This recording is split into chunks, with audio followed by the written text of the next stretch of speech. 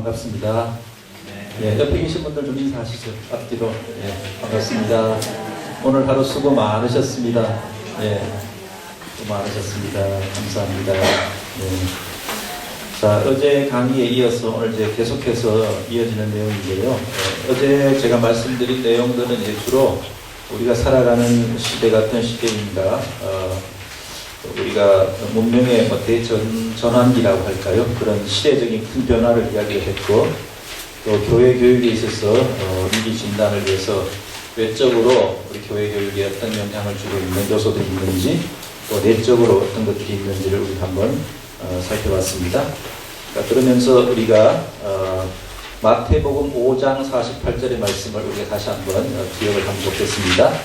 우리가 지향해야 될 교회 교육의 목표로서 통전적인 신앙을 양육하는데 하나님의 온전하심 같이 너희도 온전하라는 말씀을 우리 다 같이 한번 읽겠습니다. 하늘에 계신 너희 아버지의 온전하심 같이 너희도 온전하라. 이걸 가보시고 이제 다 외우겠습니다. 하늘에 계신 너희 아버지의 온전하심 같이 너희도 온전하라. 한 번만 더 합시다. 시작. 하늘에 계신 너희 아버지의 온전하심 같이 너희도 온전하라. 아멘. 자, 그래서 통전적인 신앙이 무엇인가 하는 것을 신앙적인 차원하고 조금 신학적인 그런 내용도 좀 말씀을 드렸고, 그 다음에는 미래 교회가 어떤 식으로 방향을 잡고 나아가야 되는가 하는 것을 경험적이고 참여적이고 이미지를 중요하게 여기고 관계성을 중요하게 여기는 이 포스트 모던 사회에서 이런 것을 우리가 잘 활용할 필요가 있다 하는 것이고요. 그 다음에 이 교회는 이제 더욱더 MRI 처치, MRI가 뭡니까? MRI 병원 가서 찍으시잖아요, 그죠? 기억하시면 되겠습니다. MRI 처치가 돼야 된다 해서 선교적이고, 그 다음에는 뭐라고요? 예, 관계적이고, 그 다음에는 성육신적인 교회가 되어야 된다 하는 것을 말씀을 드렸습니다. 자, 이제 오늘은 이제 그렇다면은 이러한 통전적 신앙을 지향하기 위해서, 양육하기 위해서 교회 교육은 구체적으로 어떻게 해야 할까 하는 것을 오늘 여기 보니까 한 7가지, 8가지 정도 되어 있는데요. 이 내용을 오늘 이제 한번 같이 나누도록 하겠습니다. 첫 번째는요, 이 통전적 신앙을 양육하기 위해서 가장 큰 중요한 내용이 역시 삼위일체 하나님 나라의 복음에 기초한, 이게 우리 복음에 대한 아주 온전한, 아주 복음에 대한 통전적인 그런 하나의 정의입니다. 그래서 삼위일체 하나님의 나라의 복음에 기초한 통전적인 신앙을 양육하는 교육이라고 하는 것, 이것 자체가 하나의 중요한 교육의 목적이 되어야 된다는 거죠. 우리가 무엇을 지향하느냐, 분명한 목적이 있어야 된다는 겁니다. 자, 그런데 여기에는 이제 몇 가지 이제 차원이 있습니다. 통전적인 신앙이라고 하는 것은 다시 한번 우리가 살펴본다면은 이것을 양성하기 위해서, 형성하기 위해서는 개인적인 차원의 어떤 우리 신앙적인 정체성이 먼저 잘 서야 되겠죠, 그죠? 모든 사람들이 뭐 청소년도 마찬가지고 성인들도 마찬가지고 우리 살아갈 때에 내가 누구인가, 특별히 우리가 그리스도인으로서 하나님의 자녀로서 하나님의 백성으로서 우리 자신에 대한 분명한 정체성을 세워나가고 거기에 따른 소명의식을 함께 형성시켜 나가는 것이 아주 중요하다 하는 것입니다. 그래서 오늘날 우리 교회 교육을 생각을 해보면은 정체성 형성을 하는 교육을 잘하고 있는가, 아니면 또 소명을 길러주는 그런 차원을 잘하고 있는가 하는 이런 것들을 우리가 좀 더 잘 성찰하고 반성해 볼 필요가 있습니다. 그죠? 이 소명의식이라고 하는 것은 소명이라고 하면 누구 생각납니까, 여러분들? 종교개혁자? 루터가 생각나시죠? 칼빈이나 루터, 그죠? 예. 근데 루터가 이 소명이라고 하는 걸 이야기를 했는데, 루터는 사실은 소명이라고 하는 것은 조금 직업이라고 하는 차원하고 많이 연결을 시켰습니다. 그래서 중세 때는 소명이라고 하는 것을 주로 성직을 수행하는 것을 주로 소명이라고 이야기했습니다. 그러나 그걸 더 넓혀가지고 루터는 모든 직업을 가지고 하나님께 영광 돌리는 것이라고 이야기를 했는데, 오늘날은 이제 이런 개념을 조금 더 이제 확대를 해가지고 이제 하나님이 우리에게 각각 개인에게 주신 그런 은사가 있다는 거죠. 그러니까 은사가 있으시죠? 어떤 은사가 있으신지 한번 잘 아실 겁니다. 그죠? 하나님께서 우리에게 주신 개인적인 그 은사를 하나님의 계속적인 창조 사역에 우리가 동반자로 참여한다는 거예요. 하나님이 이 세상을 계속해서 처음에 천지를 창조하시고 끝내신 게 아니라 지금도 계속해서 이 세상을 창조해 나가고 계신다는 겁니다. 근데 이것이 마지막에 종말에 완성이 될 것입니다. 근데 하나님께서 이 역사와 세상과 이런 것들을 창조해 나가시는 과정 속에 혼자서 하시는 것이 아니라 우리를 동반자로 불러주신다는 겁니다.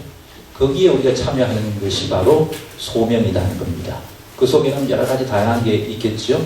여기 우리 주부들이 많이 계시는 것 같은데 가정에서 하는 그런 사역이라든지 또는 직장에서 하시는 일들이라든지 한 가지가 있습니다. 그죠? 그런데 꼭 이 직업이라고 하는 차원은 우리의 소명과 일치할 수도 있고 일치하지 않을 수도 있어요. 여러분 잘 생각해 보시면은 오늘날은 직업들이 엄청나게 많기 때문에 그 직업이 꼭 하나님의 소명, 내가 생각하는 것하고 내가 지금 일하고 있는 것하고 하나님의 소명이 조금 다를 수도 있어요. 그런 분들은 이제 교회에서의 다른 사역이라든지 어떤 여러 가지 선교의 사역이라든지 뭐 이런 것들을 통해 가지고 봉사와 선교, 전도 이런 걸 통해 가지고 그 소명을 이루어 나갈 수도 있습니다. 그러나 두 개가 또 다 딱 떨어지는 분들도 있어요. 그죠? 뭐 지금 목회자라든지 이런 분들은 이제 그 두 가지가 다 맞을 수도 있고 그렇고 그렇지 않을 수도 있다는 겁니다. 그러나 그래서 이 개인이 내가 가지고 있는 은사가 무엇인가를 잘 먼저 분별하고 그것을 개발하고 그 소명의식을 분명히 가지고서 살아갈 수 있도록 해주고 그 다음에는 이제 두 번째는 여기 이제 개인적인 차원이 되겠죠. 좀 더 나가서 사회적이고 좀 공적인 어떤 예언자적인 그런 또 신앙을 우리가 양육해 나갈 필요가 있다는 겁니다. 사회가 뭐 잘못된 방향으로 나갈 때에 예를 들어서 옛날에 뭐 히틀러가 이렇게 수많은 사람들을 죽이고 전쟁에 도가니로 사람들을 몰아넣었을 때에 본헤프라고 하는 사람들 되겠어요. 미친 사람이 운전수가 운전대를 잡고 운전을 할 때는 어떻게 해야 된다고 했어요. 올라가서 운전대를 대신 그 사람을 끌어내리고 운전대를 잡아야 된다고 그랬잖아요. 그렇죠? 그런 상황들이 이제 사회 속에서 발생할 때에 우리가 믿는 자들이 거기에서 하나님의 하나님께서 우리에게 주신 그런 예언자적인 사명을 잘 감당을 해야 된다는 것이고요. 그 다음에 어제도 말씀드렸던 그 생태계를 회복하기 위한 생태적 신앙이라고 할 수 있겠습니다. 그래서 이 창조 세계의 회복을 위해서 헌신하는 그런 신앙도 우리가 필요하겠고, 그 다음에는 이제 또 개인적인 차원에서 또 공동체적인 차원에서 하나님의 뜻을 분별해 나가는 그런 영성 훈련, 영성 형성의 차원. 그래서 다 정리를 한다면은 신앙의 정체성과 소명, 그 다음에는 공적이고 사회적이고 예언자적인 그런 차원의 신앙, 그 다음에는 자연에 대한 생태적 신앙이 있고요. 그 다음에 네 번째는 뭐라고요? 영성적인 차원의 양육. 그죠? 그래서 이 네 가지를 이야기할 수 있겠는데, 이제 마지막에 말씀드린 이 하나님의 뜻을 분별하고 실천하는 그런 영성 양육이라는 거 참 중요합니다. 우리가 영성 훈련, 영성 교육이라고 이야기하면 보통 뭘 많이 합니까? 하나님 말씀 묵상하고 큐티하고 기도하고 이런 이야기 하잖아요. 그죠? 근데 그것의 궁극적인 목적이 뭐냐는 겁니다. 왜 그것을 하느냐? 물론 하나님께 영광 돌리고 하기 위해서, 하나님과의 교제를 위해서, 더 나아가서 더 중요한 건 뭡니까? 하나님의 뜻이 무엇인지를 분별하기 위해서라는 거죠. 여러분들 하나님의 뜻을 어떻게 분별하세요? 어떻게 분별하세요? 어떤 부자 세 사람이 모여가지고 이런 이야기가 있습니다. 나는 어떻게 하면 하나님께 물질을 잘 드릴 수 있을까? 이제 서로 이제 내가 하나님의 뜻대로 물질을 드린다, 그렇게 이야기해요. 그래서 첫 번째 사람 이야기를, 나는 불을 이렇게 딱 꺼놓고 동전을 탁 던져가지고 왼쪽으로 가면은 내 거, 오른쪽으로 가면 하나님 거, 그렇게 해서 하나님 뜻을 분별한다고 그래요. 그랬더니 한 사람이, 야, 그건 너무 좀 이상하다. 어느 저 10m 앞에 원을 한 10cm짜리 그려놓고 딱 던져가지고 거기에 딱 들어가면 하나님 거, 나가면은 내 거, 이런 식으로 한다. 그렇게 얘기했습니다. 그래서 세 번째 사람이, 야, 그것도 이상하다. 하늘에 계신 하나님한테 뜻을 물어보는데 하늘을 보면서 해야지 하면서 난 동전을 던져서 땅에 떨어지면 내 거, 하늘로 올라가면 하나님 거, 그렇게 한다. 뭐 그렇게 얘기를 했다는데요. 이게 뭐냐면 우리가 살아가면서 우리의 모습입니다. 그죠? 하나님의 뜻을, 내 뜻을 하나님의 뜻으로 이렇게 뭔가 포장하고 내 뜻을 하나님의 뜻이라고 합리화하는 그런 걸 많이 봐요. 그래서 어떤 이제 재밌는 이야기가 있는데 이 마이어 박사라고 하는 분이 한 지금으로부터 한 100년 이상 된 분인데요. 성경 신학자였습니다. 근데 이분이 어느 날 이 아일랜드가 거기에 이제 홀리헤드라고 하는 항구를 가기 위해서 배를 탔어요. 100년 전이니까 이제 밤이 되었는데 그날 따라서 금음이니까 달이 없겠죠. 깜깜한 그런 밤이었는데 가판 위에 딱 올라가니까 선장님이 계셔요. 선장님한테 물어봅니다. 선장님, 오늘같이 이 달도 없고 별도 없는 이런 깜깜한 밤에 당시 뭐 전기도 없고 아무도 없으니까 어떻게 우리가 지금 홀리헤드라고 하는 항구를 향해서 나가는데 어떻게 하면은 제대로 난파하지 않고 이렇게 암석에 부딪히지 않고 잘 갈 수 있겠습니까? 그랬더니 그분이 그런 이야기를 해요. 박사님, 저 앞에 지금 등대가 3개 보이십니까? 예. 근데 우리가 그 등대가 요 가다 보면은 일자로 보이는 위치가 있다는 겁니다. 그 등대가 하나로 보이는 위치를 따라서 들어가면 반드시 암초에 부딪히지 않고 무사히 그 항구에 들어갈 수 있다. 그렇게 얘기했습니다. 그랬더니 이분이 나중에 이제 그걸 곰곰이 생각을 많이 했어요. 야, 이게 정말로 하나님의 뜻을 찾는 것하고 참 비슷하구나. 우리가 하나님의 말씀을 기준으로 하고 또 그다음 내 마음에 어떤 감동이 오고 또 이 세상의 어떤 주변의 환경이 어떻게 돌아가는가, 이 세 가지를 우리가 잘 생각을 하고 관찰을 하고 곰곰이 묵상하면 하나님의 뜻을 잘 우리가 분별할 수 있지 않겠느냐, 그렇게 이야기했다고 합니다. 그래서 어쨌든 우리가 살아갈 때에 하나님의 뜻을 분별하는 것이 정말로 쉽지 않습니다. 그죠? 아주 또 어려운 그런 특별히 어려운 문제에 봉착했을 때에, 그래서 우리가 이 영성 교육이라고 하는 것은 뭐 이런 하나님의 뜻을 또 개인적인 차원뿐 아니라 공동체적인 차원, 이 두 가지가 같이 가야 된다는 겁니다. 예를 들어서 우리가 교회에서 와서 예배 드리고 그 다음에 회의하고 이런 걸 하잖아요. 교회에서 하는 여러 가지 행정. 회의는 뭡니까?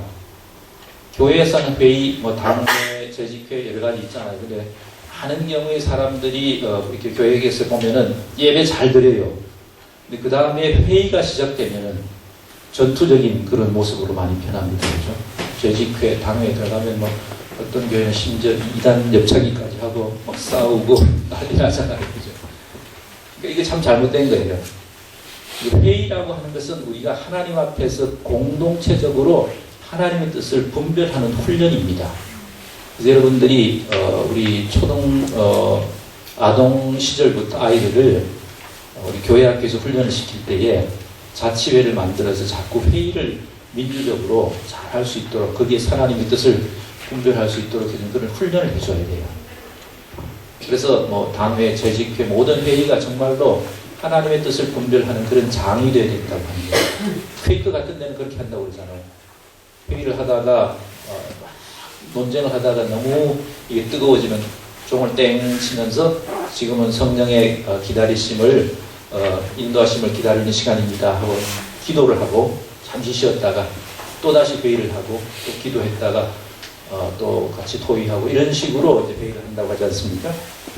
자, 그래서 이런 그 하나님의 뜻을 분별해 나가는 개인적인 차원의 기도라든지 또 이 회의라든지 이런 것들을 우리가 교회 안에서 잘 훈련시켜 나갈 그런 필요가 있다는 겁니다. 그래서 이 통전적 신앙이라고 하는 것은 개인적인 차원과 공동체적인 차원, 또 이 신앙의 정체성과 또 소명의 차원, 또 개인적인 신앙과 사회적인 신앙 이런 것들이 또 생태적인 것까지 함께 어울리는 그런 아주 광범위한 그런 균형적인 신앙이다. 그렇게 볼 수 있겠습니다. 자, 그 다음에 두 번째는요, 학교식 이미지와 체계에서 어디로 간다고요? 삶과 생명의 신앙 공동체로 방향을 바꾸어야 된다는 겁니다. 자, 지금 우리 학교, 교회 학교를 보면 교회 학교라고 하잖아요. 아직도, 그죠? 교회 학교. 그러니까, 근데 이 자체도 사실 어떻게 보면 좀 모순이에요. 학교는 그래도 어느 정도 좀 전문화된 분들이 와가지고 전문적인 어떤 그런 지식을 이렇게 전수해주고 하는데, 우리 학교는, 교회 학교는 너무 아마추어적이고, 교회, 일반 학교에 비한다면 너무 수준이 좀 낮다고 할 수 있어요. 그죠? 방법 능력이라든지 시설이라든지 다른 면에 있어서. 그런데도 불구하고 학년을 1학년에서 6학년 쫙쫙쫙 나누고 담임이 있고 또 뭐 부장님이 계시고 부감님이 계시고 다 학교 체제예요. 그죠? 그래서 제일 문제가 뭡니까? 교회에 오면 다 이게 각자 이렇게 나누어지는 거죠. 다 학년들로 나누어지고. 그래서 이 수업의 내용이나 방법 같은 것들도 어떻게 보면 일방적으로 계속해서 선생님이 주도적으로 막 한 20분 이야기하고 공과가 끝나고, 또 예배도 뭐 전도사님 앞에서 막 설교하다가 끝나고, 그래서 아이들이 뭐 참여할 수 있는 그런 공간이 많이 없어요. 그래서 수동적이고 일방적으로 배우는 학교에서 이제 삶과 신앙과 삶을 교육하는, 그래서 삶에서 시작되어 가지고 신앙적인 어떤 그런 성찰이 있고 그것을 다시 삶으로 나아가는 그런 교육을 해야 된다는 거죠. 우리는 먼저 교재 펼쳐놓고 시작합니다. 그죠? 근데 그렇게 하지 말고 일주일 동안 우리의 자녀들이, 학생들이 어떻게 살았는지 삶을 먼저 점검을 해야 돼요.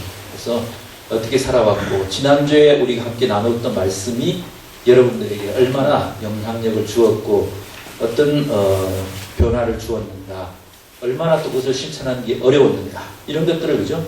함께 점검하고 나누고 성찰하는 이제 그런 교육의 공동체, 신앙 공동체가 되어야 된다는 거예요. 신앙 공동체를 이야기하는 기독교 교육학자들은요, 한 세 가지가 중요하다고 봅니다. 신앙 공동체라고 하는 것은 한 300명 정도 규모가 딱 좋아요. 제가 말씀 들어보니까 우리 이한교회가 그 정도 된다고 그러시더라고요. 성인 정도, 성인이요. 그래서 300명 정도의 3대가 있어야 돼요. 할아버지, 할머니 대, 그 다음에 부모님 대, 그 다음에 자녀, 손자들, 그죠? 그래서 이 세대가, 3세대가 서로 이야기를 공유를 해야 돼요. 또 예전을 공유를 해야 됩니다. 그러면서 서로의 삶의 경험을 함께 나누는, 뭔가가 공유하는 게 있어야 된다는 거예요. 오늘날 우리가 세대 어떤 그 세대 간의 차이로 인해 가지고 이 공유가 참 힘들잖아요, 그죠?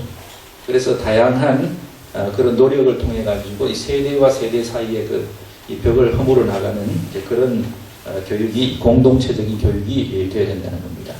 그러면서 이제 아동과 우리 청소년들을 교육의 대상으로만 보지 말고 신앙의 주체와 참여자다, 이렇게 생각을 하고 아이들이 스스로 뭔가를 계획하고 준비하고 할 수 있는, 뭐 예를 들어서 예배 같은 경우에 예배에 또 뭐 드라마를 통해 가지고 오늘의 본문의 말씀을 이렇게 함께 보여준다든지, 예배 순서를 아이들에게, 우리 학생들에게 이야기해서 함께 구성을 해본다든지, 예배 환경을 함께 만든다든지, 뭐 여러 가지를 통해서 학생들을 참여시켜 나가는 이제 그런 것들하고, 그 다음에 이제 다름과 타자에 대해서 이해하고 포용할 수 있는 그런 공동체적 교육 환경을 형성해야 된다.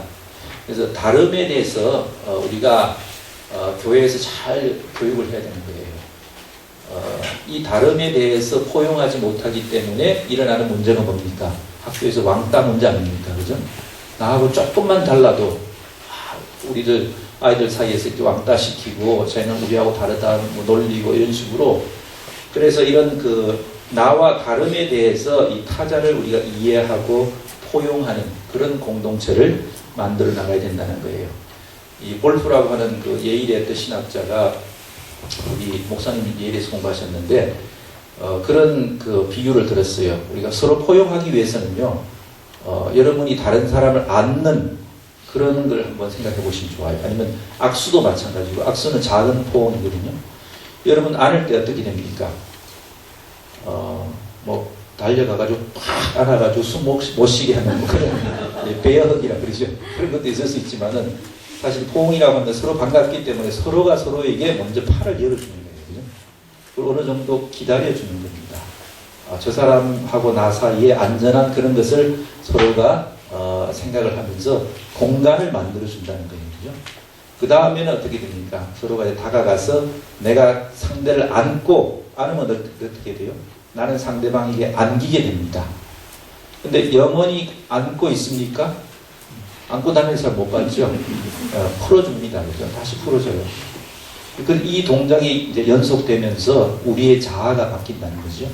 내가 다른 사람의 자아를 받아들일 준비를 하고 다른 사람을 받아들이고 그 다음에 그 사람을 나와 다르다고 하는 것을 다시 한번 또 느끼면서 열어주고 하는 이 과정이 계속해서 이루어질 때에 이런 타자와의 만남이 이루어질 때에 우리에게 포용이 생긴다는 거죠.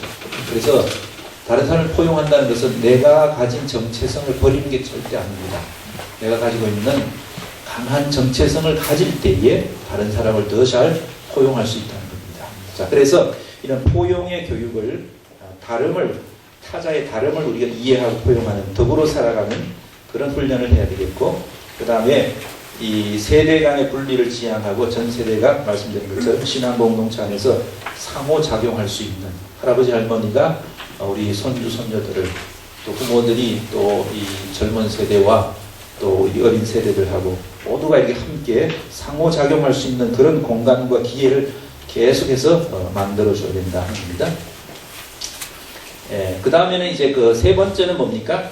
창조적이며 생성적인 교육과정이라고 그랬죠. 그죠? 자, 이 말은 뭐냐면은, 몇 가지를 이제 나누어서 말씀드린다면은, 이 교회력과 목회력이라든지 이런 것들을 좀 잘 창조적으로 먼저 활용하는 그런 교육이 되었으면 좋겠다는 겁니다. 자, 교회력은 여러분들, 우리 교회에서 교회력 잘 지키시죠. 그죠? 네. 교회력은 어디에서부터 시작이 됩니까? 교회력의 시작은 보통 언제입니까? 언제가 교회력의 시작이죠? 크리스마스입니까? 대림절. 예, 대림절이 모든 교회력의 시작입니다. 그죠? 왜 그런가 하면은 예수님이 오심을 우리가 기다림으로써, 그죠? 예수님이 오시고 이제 교회의 역사와 이런 것들이 이어지잖아요. 구원의 역사가요. 그래서 교회력을 우리가 한번 간략하게 살펴본다면 이제 두 가지가 있습니다. 특별한 어떤 그런 주기가 있고요. 그 다음에 절기라고 하는 것이 있고 비절기가 있어요. 절기에 대해 가장 중요한 주기가 뭐냐면 성탄주기라고 합니다. 그죠? 이것을 빛의 주기라고 하기도 하는데 거기에는 대림절부터 시작해가지고 성탄절, 주현절, 주님의 수세주일 이런 것들이 포함됩니다. 근데 중요한 건 뭐냐면요. 교회력은 여기에서 나오는 절기는 영어로는 시즌입니다. 시즌은 뭘까요? 계절이죠. 계절이 하루하고 지나갑니까? 계절은 이어집니다. 그죠? 우리가 부활절 하면은 부활주일날 한번 예배드리고 축하하고 끝. 이게 안 되는 겁니다. 시즌을 지켜야 돼요. 부활절은 50일간입니다. 주님 오심으로부터, 주님이 부활하시고부터 50일간입니다. 대림절도 마찬가지잖아요. 대림절은 보통 11월 30일부터 한 4주 정도를 하잖아요. 그죠? 성탄 이브까지. 성탄절은 언제부터 언제까지일까요? 25일에서 1월 6일까지입니다. 1월 6일이 주현절입니다. 주현일. 주님이, 그리고 거기에서부터 시작해서 주님의 수세주일까지. 이것이 이제 성탄주기라고 합니다. 여기 지나고 나면 또 뭐가 오죠? 부활주기가 옵니다. 그죠? 생명의 주기. 절기도 참 빨리 와요. 돌았으면 절기예요. 돌았으면 이미 챙겨야 되는 것처럼. 그래서 이 사순절이 시작되면서 참회의 수요일, 그죠? 그때부터 시작해가지고 사순절은 며칠일까요? 사순이니까 40일인 것 같지만 사실은 46일입니다. 근데 6번은 빠져요. 왜 그럴까요? 6번은 주일이기 때문에 주일은 작은 부활절. 그래서 사순절이 있고 그 다음에 부활절, 오순절, 삼일체 주일, 왕이신 그리스도 주일 이런 식으로 해서 이런 것들을 우리가 일반적인 그런 절기 기간이라고 하고 그런데 이것 못지않게 중요한 게 뭐냐면 비절기 기간이라고 합니다. 오디너리 타임이라고 그래요. 평상절이라고 이야기도 하는데 1년 중에 33주 내지 34주를 차지해요. 그러니까 비절기 기간이 어떻게 보면 더 길어요. 비절기 기간은요, 주현일 1월 6일부터 참회 수요일까지 한 8주간. 그 다음에 두 번째는 성령강림주일 때부터 대림절 전까지 26주간. 오순절 후, 성령강림절 후 몇째 주일 계속 이어지잖아요. 근데 그때 색깔이 뭔지 아세요? 그때 색깔은 녹색입니다. 녹색은 무엇을 의미하느냐 하면은 우리의 성장을 의미하는 겁니다. 그러니까 이 비절기 기간이라고 하는 것은 어떤 우리가 꾸준히 그 기간을 통해서 아주 우리가 전인적으로 성장을 해 나가야 될 성령 하나님과 더불어서 그죠? 그런 기간을 이야기하는 것이고 성탄과 부활주기 이런 것들은 어떻게 보면 축제성을 가지고 있습니다. 그래서 축제성과 일상성이라고 하는 이 두 가지를 우리 교회 교육에서도 잘 지켜나가야 될 필요가 있다는 거 봐요. 항상 시끄럽고 이벤트가 있고 시끌벅적한 그런 교회가 있어요. 그죠? 그것도 사실 문제가 있어요. 너무 아무것도 없는 교회도 있어요. 이 두 가지가 사실은 액센트가 잘 이렇게 균형을 이루어야 된다는 거죠. 축제가 있고 그 다음에 그러면서도 그 일상성 속에서 우리가 깊이 있는 우리 영성을 형성해 나가는 이 두 가지를 잘 이렇게 형성해 나갈 수 있도록 해주는 것이 바로 그것이 교회력이라는 겁니다. 그래서 우리가 교회력에 따라서 교육을 해나갈 필요가 있는 겁니다. 그래서 이 교회력은 분명한 목표를 제시해줘요. 3.1차 하나님의 어떤 역사, 구원의 역사 같은 것들을 쫙 이렇게 따라가면은 균형적으로 잘 공부하게 되어 있어요. 잘 이렇게 경험할 수 있도록 되어 있습니다. 그래서 그런 목표와 교육 내용을 잘 제시해주고 또 구성 원리, 그냥 금방 말씀드린 것처럼 어떤 축제의 원리와 일상의 원리 같은 것들이 잘 균형이 이루어지고 또 교육 방법에 있어서도요, 우리가 절기를 통해 가지고 3.1차 하나님의 구원의 그 말씀의 그 이야기 있지 않습니까? 그 이야기를 통해서 또 예전과 예배를 통해서 또 중요한 것은 상징을 통해 가지고 크리스마스 트리도 있습니다만은 이런 상징, 그 다음에 앞에 스톨 같은 데 색깔 이런 것들 있지 않습니까? 배너라든지 이런 것들을 잘 하셔가지고 이 분위기가 교육하도록 하라. 참 중요합니다. 예.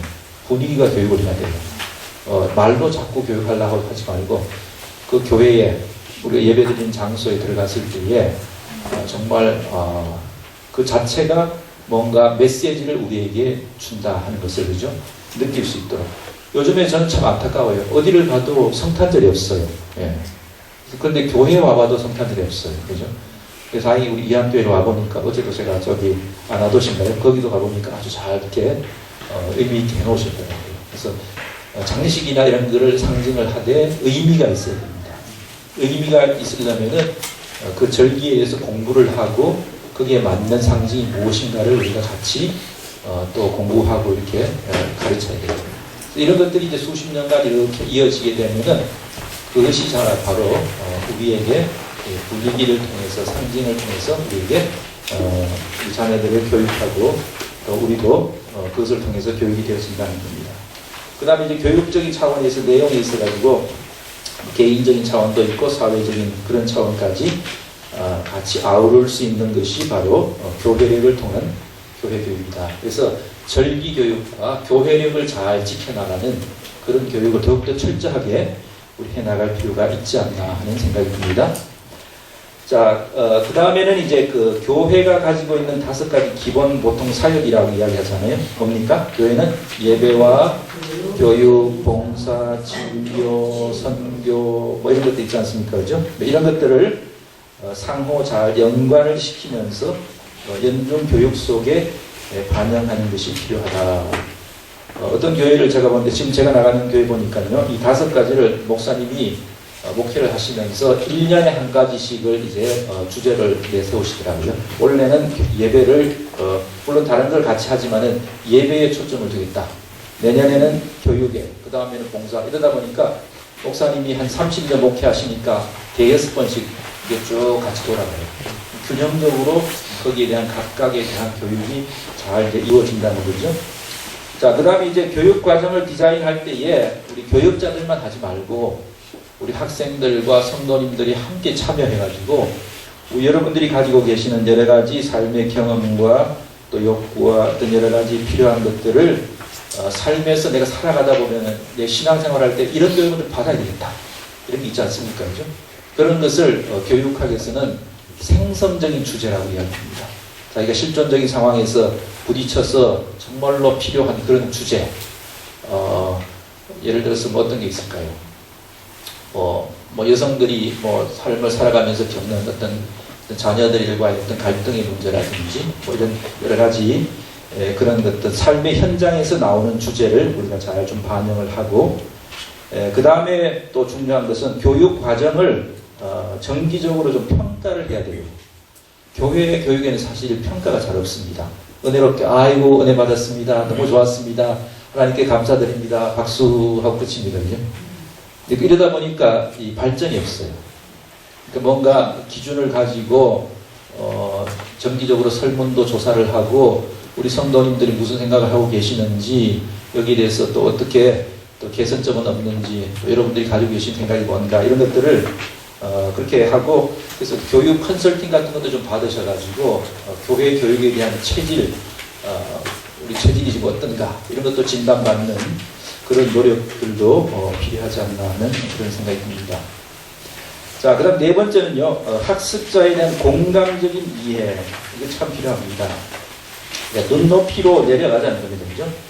여러 차원의 우리 그 학습자들 발달 단계에 따른 그런 이해를 잘 해나가자는 겁니다.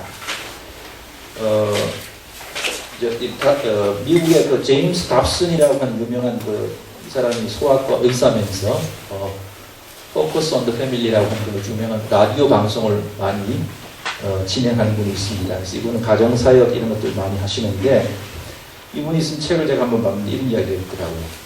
자기가 하루는 애들을 이제 차에다 태우고 딸이 하나 있습니다. 10살짜리 딸이 있었고 5살 아들이 있었대요. 그래서 딸은 앞에 태우고 아들은 이제 뒤에다 태우고 시내를 이렇게 통과하게 됐답니다.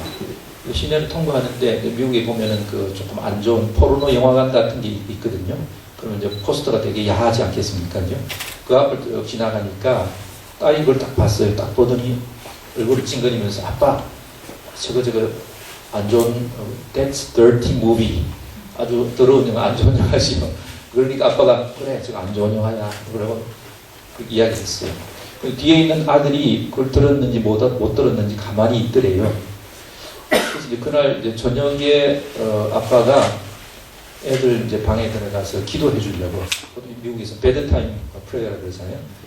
이거 참 중요합니다. 여러분 특히 아빠들한테 제가 부탁을 드리는 것은 가정 예배 매일 못 드려도요. 늦게 오셔서 함께 모이기 힘들잖아요. 애들이 먼저 자고 늦게 오시더라도 꼭 자녀 방에 들러서 머리에 손을 얹고 기도해 주시기 바랍니다. 저는 어릴 때에 저희 아버님이 저도 아직도 기억나요. 밤에 기도하시다가 저희들 잠들면은 들어와가지고 머리에 손을 얹고 기도해 주시던 게 지금도 생각나거든요. 그래서 아버지들이 하셔야 될 제일 중요한 마지막 하루의 사역 중에 하나가 같이 가정 예배드리면 제일 좋아요. 그렇게 못하는 날은 여러분들이 자녀의 방을 찾아가셔서 자녀들의 머리에 손을 얹고 여러분들 간절하게 때로는 정말로 아버지의 눈물이 아들, 딸의 얼굴이 뚝뚝 떨어지면은 그 아들, 딸들이 평생 잊지 못할 겁니다. 그런 기도를 여러분이 꼭 해주시고 그래서 이 베드타임 기도를 하는데 이분이 야 오늘 아들내미 네가 좀 기도해봐라 그때 얘가 이제 5살짜리인데 기도를 곧잘 했대요. 뭐라고 기도하냐면 하나님 고맙습니다. 오늘도 잘 지냈습니다. 그러니 제가요 더러운 영화를 보지 않게 해주세요. 그러면서 거기에는요 사람들이 서로가 서로에게 침을 마급했습니다. 이게 10살짜리가 생각하는 이 포르노에 대한 그죠 지식과 이 5살짜리가 너무 차이가 난다는 거죠. 10살짜리 뭔가 알아요 지금 그죠? 근데 5살짜리는 그게 더러운 영화라 그러니까 거기에선 사람들이 더러운 영화라 가지고 서로가 막 침을 막 뱉는구나 이렇게 생각한 거예요. 네. 그러니까 이 발달적인 차이가 엄청나게 있는 거죠. 그죠? 10살하고 5살 차이에 우리가 이제 교육을 할 때에 이런 것들을 잘 고려를 해야 됩니다. 그죠?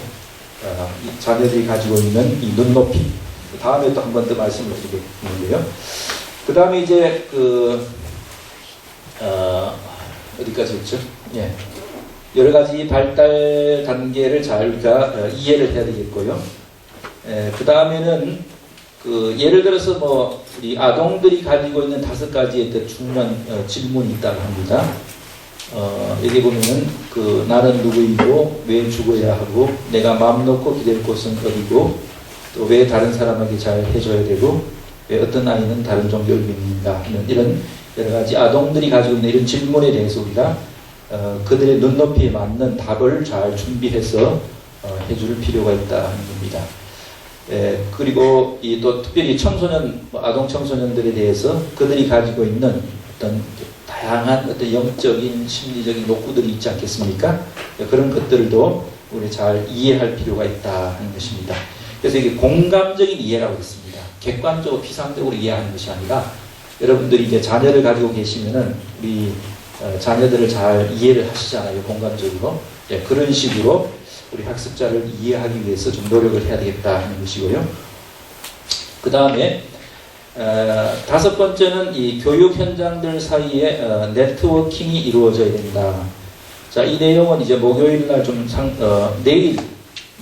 내일하고 모레 내용을 조금 약간 스위치를 하겠습니다. 그래서 목요일 내용을 미리 하고 내일 내용은 목요일로 이렇게 바꾸도록 하겠는데요.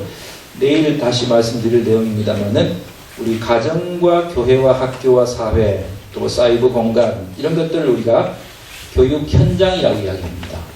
근데 이런 현장들이 지금은 사실은 네트워킹을 통해 가지고 잘 연계가 되어야 되는데 이것이 너무 연계가 안 된다는 거예요. 가정 따로 또 교회 따로 학교 따로 이러다 보니까 서로 협조가 안 돼가지고 신앙교육을 할 때에 서로가 잘 협조하면서 유기적인 그런 관계 속에서 이루어져야 되는데 그것이 완전히 깨어졌다는 거죠.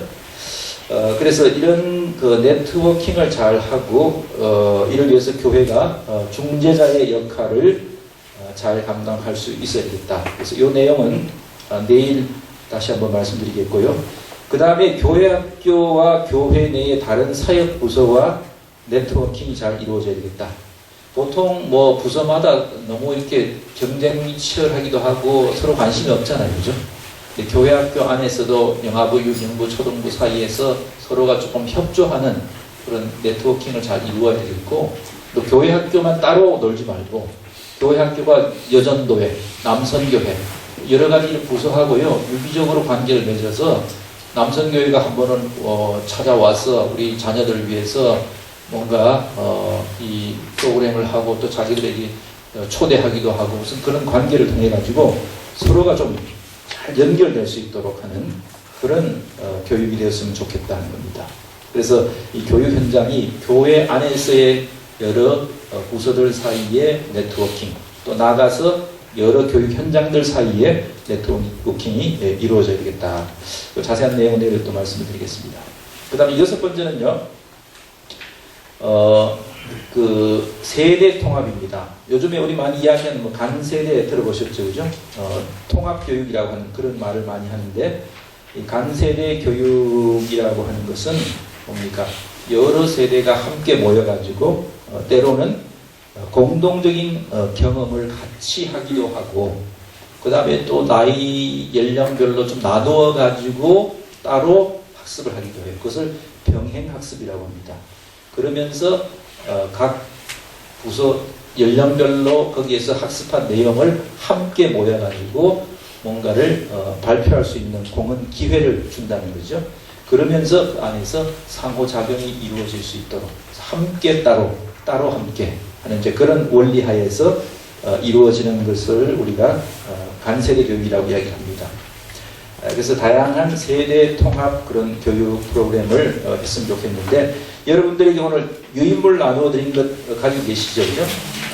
그게 보시면은 우리 예배라든지 우리 교회 안에서 할 수 있는 그런 세대 통합, 간세대 교육의 신뢰를 한번 여기 적어봤습니다. 그래서 예배 같은 경우에는 전 교인이 함께 드리는 예배하고 가정의 달에 자녀와 함께 드리는 예배, 또 그다음 가정 예배, 유아 예배, 결혼 예배, 장례 예배 뭐 이런 것들을 다 전 세대가 참여할 수 있습니다. 그렇죠? 방학 중에 자녀와 함께하는 새벽 예배, 각종 절기의 전교인 예배, 성인식에 드리는 부모 자녀 공동 예배, 또 교육적 차원에서는 부모 교육, 부모 자녀가 어떤 식으로 좋은 관계를 유지할 수 있을 관계 성장 교육, 그 다음에 패밀리 클러스터라고 하는 것은요, 가족끼리 이렇게 묶음을 해주는 겁니다. 그래서 갈등 해결과 대화를 통해 가지고 서로 가족들이 성장할 수 있는 프로그램입니다. 그 다음에 조부모를 초청해서 신앙 간증을 듣고 할아버지가 들려주는 성경 이야기 대회, 그 다음에 각 주일학교에 부모님을 초청한다든지 이런 것들 많이 하지 않습니까? 그 다음 친교는 뭐 전교인 캠프, 가족 캠프, 기도 부모 제도가 있고요. 그래서 교인 중에 한 사람의 어린이를 연결을 해가지고 우리 친자녀는 아니지만 내가 영적으로 이 자녀를 위해서 기도하겠다, 그렇게 약속을 하고 기도의 부모가 되고 하는 것이죠. 근데 학습과 세례 시에 대부대모 제도, 그러니까 대부대모라고 하는 카톨릭에서 하는 건데요. Godfather 들어보셨잖아요. 유명한 그 영화 대부, 거기 보면 그런 게 나오는데, 신앙의 뭐랄까요, 어떤 멘토가 평생 돼줄 수 있는 그런 제도가 우리도 좀 활성화됐으면 좋겠다 하는 생각이 듭니다. 그 다음에 멘토링과 가족 단위 셀 모임이라든지 전교인 오락 프로그램 이런 것도 있고요. 봉사에는 부모가 함께하는 봉사, 그 다음에 구역별 봉사, 또 이 가정들이 함께 과제를 받아서 수행하는 것들. 제가 아는 어떤 목사님은요, 제가 미국에 있을 때 보니까 제가 존경하는 분인데, 자녀들이 생일이 되면요 반드시 어려운 고아원이라든지 그런 장소에 자녀들을 데리고 가서 종일 거기에서 봉사를 하더라고요. 봉사를 하고 나서 네가 이 세상에 얼마나 축복을 받고 태어났는지를 네가 감사해야 된다 하고, 네가 받은 축복을 함께 어려운 사람과 나눠야 된다 하면서 하루 종일 거기서 봉사하고 저녁에 돌아오면서 저녁 식사를 하면서 생일 축하를 해주는 그런 분이 계시더라고요. 해마다 그렇게 하는데, 그런 것들이 여러분들 좀 생각해 보세요. 얼마나 그 자녀들에게 평생 가슴에 남고 이게 체화되겠습니까? 그죠? 말로 봉사해라 하는 것보다 자기 생일마다 가가지고 내가 봉사를 했는데 그거를 어떻게 있겠습니까? 그런 어떤 이 봉사를 잘 할 수 있는 그런 교육들. 그 다음 선교는 아버지와 함께하는 선교여행. 아버지하고 특별히 아들이 좀 이렇게 서먹서먹 하잖아요. 저도 해보니까 아들놈하고는 좀 서먹서먹해요. 그래서 딸하고는 친한데, 그래서 이 아버지와 특별히 아들하고 같이 뭐 여행을 한다든지, 아버지가 예를 들어서 뭐 지방 출신이시면은 아버지가 어릴 때 다녔던 그 교회를 같이 찾아가 보는 거예요. 찾아가 보면서 그 부근에 있는 다른 뭐 유족도 이렇게 같이 돌아보고 하면서, 아빠가 옛날에 여기에서 우리 청년 시절에 네 엄마도 만나고 저기서 열심히 봉사했다 뭐 이야기도 해주고, 이런 식으로 신앙의 뿌리를 찾는 거죠. 그죠? 그런 것을 통해 가지고 세대와 세대를 이어주는, 그다음 선교 헌금을 함께 모으는 어떤 바자회라든지 3세대가 함께 가는 아웃리치. 그러니까 할아버지, 부모님, 손자, 손자 세대가 한 팀을 이루어 가지고 이렇게 갈 수 있는 그런 여러 가지, 그 외에도 많은 이제 아이디어가 있겠죠. 그죠? 이런 것을 한번 여러분들 염두에 두시고 해보시면 좋겠습니다. 자, 그 다음에는 7번째는 성육신적인 교수 학습 방법론. 자, 성육신이라고 하는 것은 제가 아까 말씀드린 것처럼 학습자의 눈높이에 맞추는 겁니다. 그죠? 공감적으로 이해를 하고 그 다양한 그런 학습 방법을 활용했으면 좋겠다는 거예요. 특별히 그 이야기, 놀이 이런 것들을 좀 많이 좀 활용을 했으면 좋겠습니다. 이야기라고 하는 것은 정말로 오늘도 제가 뭐 예화 같은 이야기 하지만 여러분 댁에 가시면 다 잊어버리시고 이야기만 생각날 겁니다. 그죠? 예. 그래서 설교도 그렇잖아요. 지나고 나면 뭐 예화만 남잖아요. 머리에. 그죠? 그래서 이 이야기가 가지고 있는 게 아주 커요. 이야기라고 하는 것은 우리에게 감동과 재미를 주기도 하고 전인적인 학습과 행동을 변화시키는, 그래서 우리가 경험적인 지식을 통해 가지고 행할 수 있도록 해주기도 하고, 동일시합니다. 동일시를 해서 그 안에 이야기의 주인공하고 나를 동일시하면서 어떤 실존적인 만남을 이렇게 불러일으키는 그런 힘도 있고, 또 이 하나님과의 만남과 어떤 신비 체험을 할 수 있는 이제 그런 힘도 있고요. 또 연대감을 우리에게 불러줍니다. 그죠? 공유를 통해서 이야기를 공유할 때에 그래서 성경 이야기를 공유하는 것이 필요한 겁니다. 우리가 성경과 찬송을 많이 좀 공유를 해야 돼요. 근데 지금 우리가 제일 안 되고 있는 것 중에 하나가 찬송이 공유가 안 돼요. 이거 무지무지 심각합니다. 연구에 따르면은 어떤 교회에서 1부, 2부, 3부를 조금 다르게 예배를 드렸다고 그래요. 1부는 컨템포러리 뮤직을 많이 사용을 하면서 그 다음 2부는 이 전통적인 그런 찬송과 예배를 이렇게 형식으로 예배를 드렸는데 시간이 갈수록 회중이 자꾸 이지가 되는 거예요. 그래서 이게 문제가 생기는 겁니다. 그래서 우리가 서로 세대가 공유하는 그런 찬송을 많이 개발을 하고 여러분들도 젊은 사람들이 부르는 찬양을 또 많이 부르시고 또 우리 젊은 세대, 다음 세대에게는 우리가 좋아하고 좋은 그런 노래들을 자꾸 가르쳐야 돼요. 여러분 요즘 TV에 보시면 여러분들이 이게 불가능한 게 절대 아닙니다. 그죠? 70, 80들이 좋아했던 노래를 요즘 젊은 세대들이 되게 좋아해요. 누가 어떻게 가르치고 어떻게 하느냐가 문제지. 그래서 우리가 이건 안 된다 이렇게 절대 생각하지 마시고 그것을 공유할 수 있는. 그래서 어떤 분은 이걸 가지고 에큐메니컬 테이스트를 우리가 양육해야 된다 그래요. 이상한 말이죠. 무슨 에큐메니컬이 뭡니까? 교회 연합, 그죠? 하나가 되는 거잖아요. 그죠? 테이스트는 취향, 문화적인 취향을, 그죠? 서로가, 서로에게 양보하고 서로가 가지고 있는 취향을 존중해주는. 젊은 사람은 연세 드신 분들이 가지고 있는 도로또의 취향을 존중해주고, 또, 연세 드신 분들은 우리 젊은 세대가 갖고 있는 힙합의, 그죠? 그런, 취향을 존중해주고, 이런 것들을 서로 존중해주는 그런, 풍토가 필요하다는 겁니다. 마지막에 이 이야기는 우리를 치유하고 해방하고 변형하는 그런 힘이 있다는 겁니다.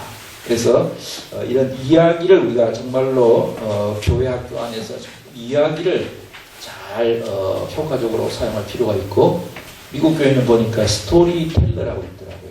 훈련을 전문적으로 받아가지고 예배 드리기 전에 성경 말씀을 예를 들어서 어떤 이야기 어떤 사건 같은 게 본문이라고 한다면은 그런 분들이 나와가지고 간단한 이 복장 같은 걸 약간 이렇게 뒤집어 쓰고 이렇게 하면서 복장도 아주 간단하게 그렇게 하고 나와서 스토리텔링을 하는데 얼마나 빠져들게 이야기하는지 몰라요. 전 세대가 그 이야기를 듣고 쫙 빠져들어가는. 우리도 지금 할아버지 할머니들이 이야기 해주기 그런 게 있지 않습니까? 자격증도 있고 있는데 교회 안에서 정말로 스토리텔링을 잘하는 분이 있어요. 같은 이야기라도 제가 이야기하면 별로 재미없는데 어떤 분이 이야기하면 정말로 맛깔나게 빠져들어요. 그죠?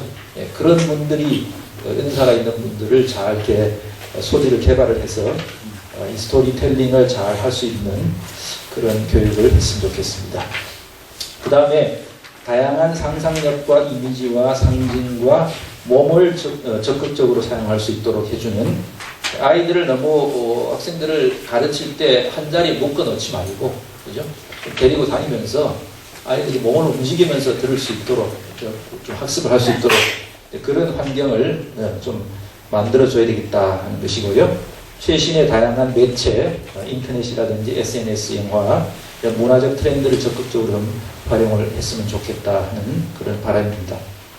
자, 그 다음 이제 8번째는요, 마지막으로 우리가 교사 교육 리더십을 교사 교육을 할 때에 좀 새로운 방향으로 했으면 좋겠다. 첫째는 교사의 기본적인 교육 리더십을 영성이라든지 인격이라든지 지식, 방법 이런 차원에서 좀 잘 교육을 해야 되겠고 그러니까 교사가 갖춰야 될 기본적인 소양이 있잖아요. 그죠? 그런 영성, 인격, 지식, 또 교수학습 방법 이런 것들을 좀 잘 기본적으로 갖추고 그 다음 두 번째 필요한 것은 부모와 교사가 동반적으로 참여하는 교육 리더십 훈련을 해야 된다는 거예요. 여러분들 이제 그 교사 교육할 때에 부모님만 그 교사들만 불러서 하지 말고 오늘 여기 모이신 것처럼 다양한 어떤 부모님들이 거기에 같이 참여해서 이야기를 듣고 강의를 듣고 그러고 나서는 함께 담임 교사와 함께 여러분들이 그룹을 만들어서 서로가 자녀에 대해서 이야기를 하고 함께 정말로 뜨겁게 눈물로 기도하고 하는 그런 교사 교육이 돼야 된다는 거예요. 그래서 부모와 교사는 반드시 함께 교육을 받아야 된다 하는 것을 말씀을 드리고 싶고요. 그 다음에 한 생명 가꾸기 교사 교육 리더십, 한 명만을 잡자는 겁니다. 한 명. 한 명의 소중함을 여러분들이 정말로 절감을 해야 됩니다.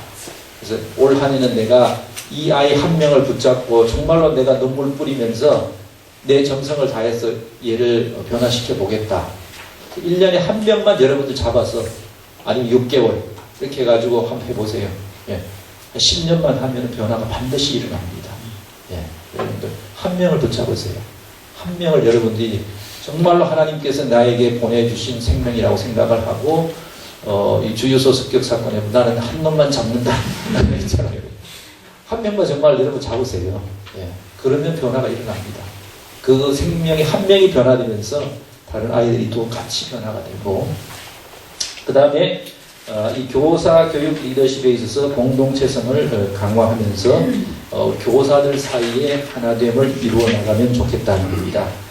제가 보니까 저희 집사람도 이제 같이 이제 기독교 교육을 공부를 해서 어떤 교회에서 파트타임으로 이제 봉사를 하고 있는데요.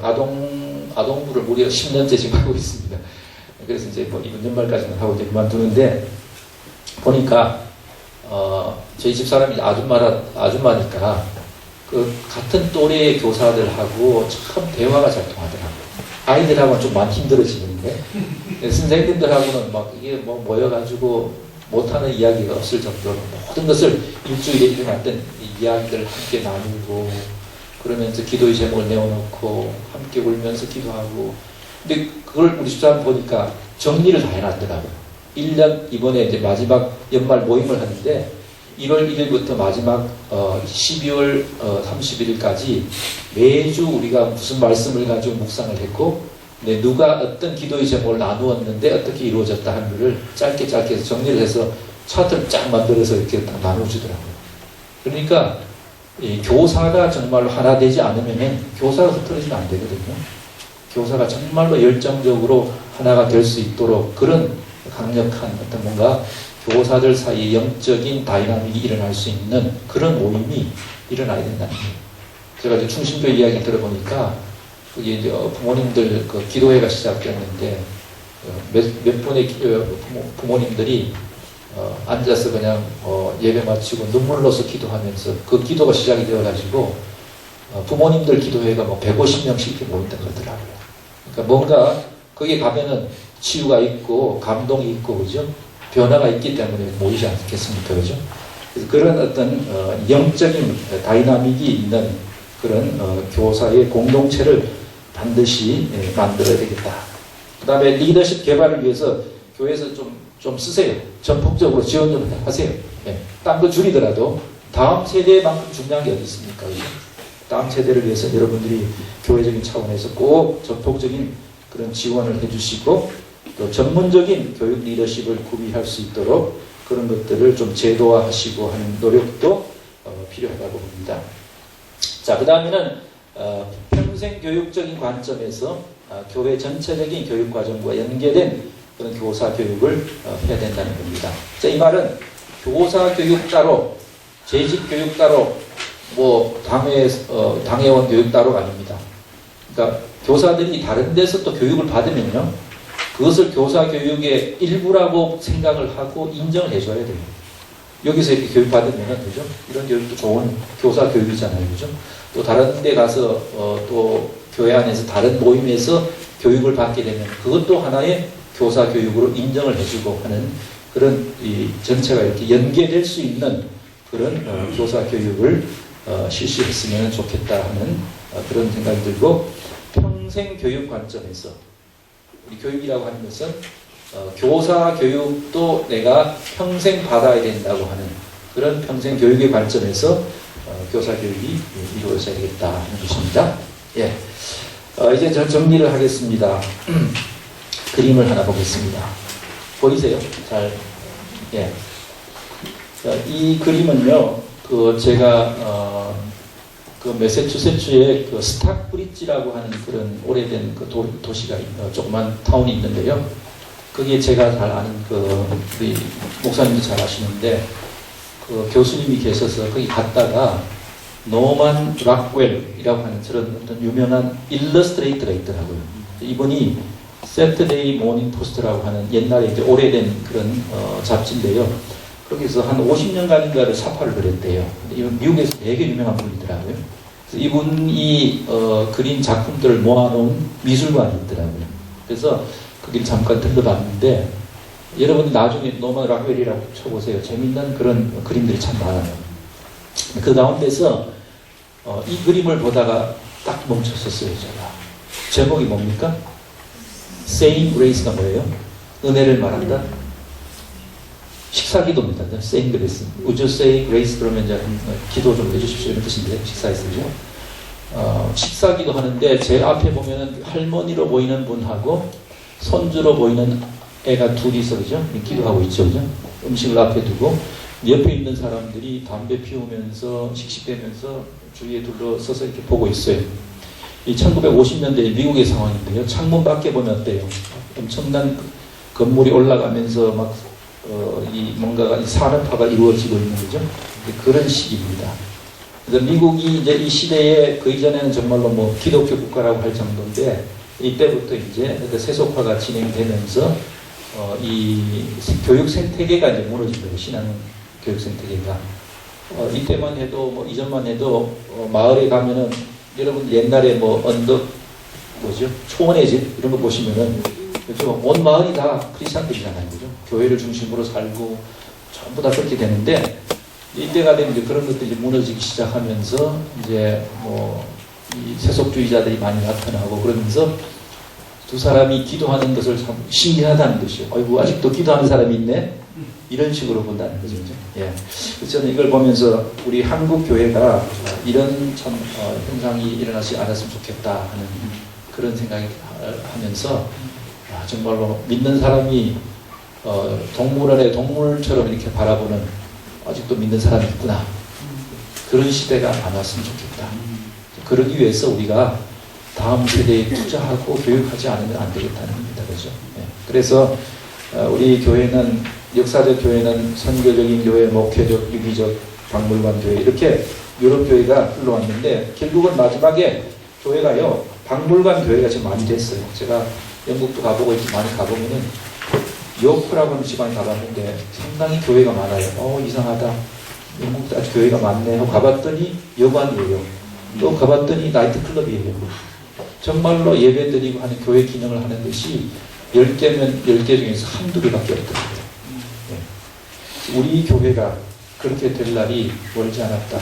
만약에 우리가 지금 이 타임을 놓친다면은 그래서 우리가 박물관 교회로 전락하지 않기 위해서 우리가 통전적인 신앙을 지향하는 가운데 우리 아이들에게 열심히 잘 교육을 해야 되겠다. 그러면서 우리가 작년에 우리가 기독교 교육과 50주년을 했습니다. 그때 하나님의 생명선 운동이라고 했는데요.